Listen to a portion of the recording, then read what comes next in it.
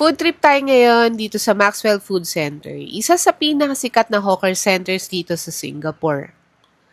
Did you know that it's not just locals and tourists who loves this place? Kasi even international celebrities like recently lang si Lady Gaga, Dua Lipa, at madami pang iba ang kumain dito sa Maxwell.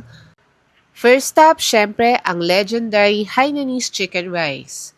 Ang kaibahan niya sa ibang chicken rice stall sa hawker centers, imbis na typical ginger, soy sauce, and chili paste lang, meron silang rich, savory gravy sauce as toppings, kaya mas flavorful and mas comforting kainin. Huwag nyo lang din kalimutang tikman itong bean sprout nila na para siyang ginisang toge sa Tagalog.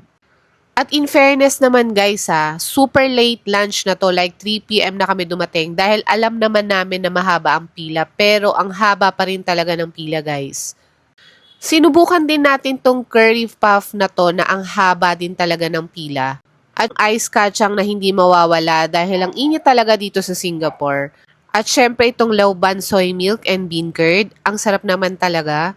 Hindi overpowering yung tamis, kaya mapabata or may edad na, talagang surely favorite to. For a total of $37 for 3 persons. Sobrang sulit to guys. If budget traveler kayo guys, you can use my Agoda promo code, Teodoro Agoda, to get 10% of savings on your hotel booking. Planning to go to Singapore? Save this video and follow for more. Bye!